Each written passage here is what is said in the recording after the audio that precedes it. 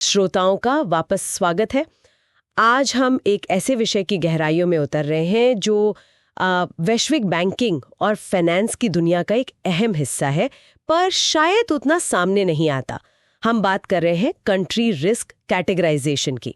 हमारे पास इससे जुड़े कुछ दिशा निर्देश हैं, रेगुलेटरी नोट्स हैं, और हम समझने की कोशिश करेंगे कि आखिर ये है क्या और क्यों ये इतना मायने रखता है। तो चलिए शुरू करते हैं।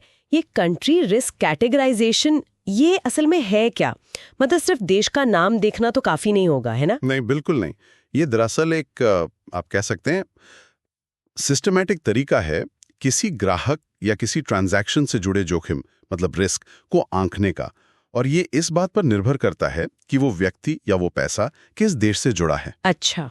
इसमें सिर्फ वो ज्योग्राफी नहीं देखते, बल्कि उस देश का पॉलिटिकल माहौल कैसा है, वहाँ का रेगुलेटरी फ्रेमवर्क कितना मजबूत है, या कहीं मनी लॉन्ड्रिंग का कोई इतिहास तो नहीं रहा, या फिर टेररिस्ट फाइनेंसिंग से जुड़ी चिंताएं, ये सब चीजें देखी जाती हैं। और AML में मतलब एंटी मनी लॉन्ड्रिंग में देश इतना जरूरी क्यों हो जाता है? ऐसा क्यों है कि कुछ देशों पर हमें ज्यादा ध्यान देना पड़ता है? हाँ, देखिए, इसकी वजह बिल्कुल साफ है। कुछ देश या जुरिस्डिक्शंस जो हैं वो दुर्भाग्य से कुछ खास चीजों के लिए जाने जाते हैं। जैसे हो सकता है वहाँ AML कानून थोड़े कमजोर हों, या शायद करप्शन का लेवल काफी हाई हो, या फिर फाइनेंशियल ट्रांजैक्शंस में बहुत ज्यादा सीक्रेसी रखी जाती हो, या फिर वो फाइनेंशियल एक्शन टास्क फोर्स मतलब FATF जैसी जो अंतर्राष्ट्रीय संस्थाएं हैं उनके साथ पूरी तरह कोऑपरेट ना करते हों। तो इन वजहों से उन देशों से जुड़े ट्रांजैक्शंस पर थोड़ा शक या कहें कि ज्यादा स्क्रूटनी की जरूरत महसूस होती है। अच्छा, यहीं पर FATF का जिक्र आता है। ये संस्था तो काफी चर्चा में रहती है अपनी लिस्ट्स को लेकर।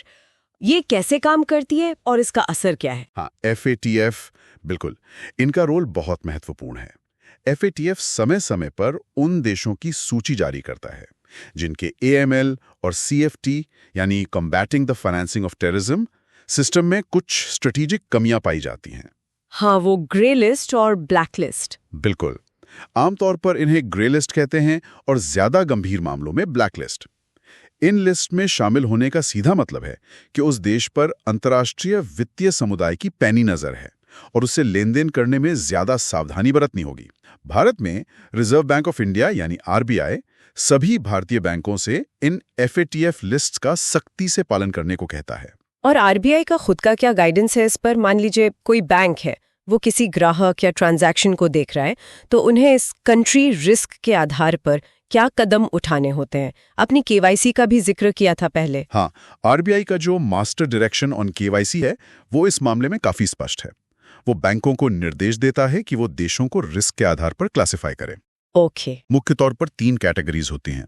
हाई रिस्क, इसमें वो देश आते हैं जिन पर मान लीजिए कोई सैंक्शंस लगे हों या जो FATF की ग्रे या ब्लैक लिस्ट में हों। फिर आते हैं मॉडरेट रिस्क वाले देश, और आखिर में लो रिस्क वाले देश। ये आमतौर पर वो देश होते हैं जो अंतर्राष्ट्रीय मानकों का पालन करते हैं और जिनकी फाइनेंशियल सिस्टम पारदर्शी मानी जाती है। तो इसका मतलब ये हुआ कि अगर कोई ग्राहक या पैसा किसी हाई रिस्क देश से आ रहा है तो बैंक को ज्यादा मतलब अलर्ट रहना होगा। निश्चित रूप से, बिल्कुल।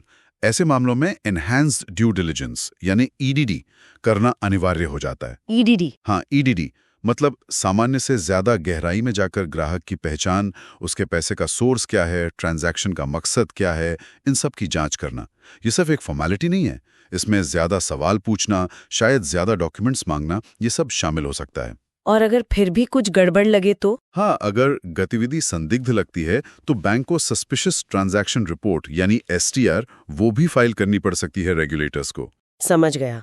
ये जानकारी तो न सिर्फ बैंक में काम करने वालों के लिए बल्कि उन स्टूडेंट्स के लिए भी बहुत ज़रूरी लगती है जो बैंकिंग सेक्टर में अपना करियर बनाना चाहते हैं। IIBF परीक्षाओं में भी इसका जिक्र होता होगा? हाँ, बिल्कुल होता है। Indian institute of banking and finance यानी IIBF की परीक्षाओं में ये एक अहम विषय है। अक्सर सवाल पूछे जाते हैं कि भाई FATF लिस्टेड देशों के साथ कैसे डील करना है, या फिर ईरान या नॉर्थ कोरिया जैसे जो बहुत हाई रिस्क वाले देश माने जाते हैं, उनसे जुड़े ग्राहकों के लिए क्या प्रोसेस अपनाना है। अच्छा। और आरबीआई की देश आधारित रिस्क स्कोरिंग को लेकर क्या एक्सपेक्टेशंस हैं। तो ये जानना सिर्फ परीक्षा पास करने के लिए नहीं, बल्कि रोजमर्रा के बैंकिंग ऑपरेशंस में रिस्क को सही ढंग से पहचानने और मैनेज करने के लिए बहुत जरूरी है। आखिर ये पूरी फाइनेंशियल सिस्टम की सुरक्षा का सवाल है। तो कुल मिला के ये बात साफ है कि किसी भी इंटरनेशनल ट्रांजैक्शन को सिर्फ रकम या पार्टी के नाम से नहीं देख सकते। वो पैसा कहाँ से आ रहा है या कहाँ जा रहा है, ये जानना रिस्क समझने की पहेली का एक बहुत ही महत्वपूर्ण हिस्सा है। एकदम सही कहा आपने।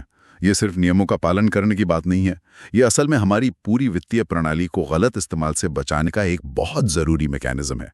हर देश का अपना कॉन्टेक्स्ट होता है, अपनी कहानी होती है, और उसे समझना ही रिस्क मैनेजमेंट का आधार है।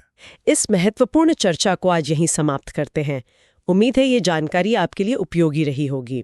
अगर आपको ये बातचीत पसंद आई तो इसे लाइक और शेयर जरूर करें। और हाँ, आगे ऐसी ही जानकारियों के लिए हमारे चैनल को सब्सक्राइब करना ना भूलें। अगली बार फिर मिलेंगे एक नए विषय के साथ। तब तक के लिए अलविदा और अपना ध्यान रखें।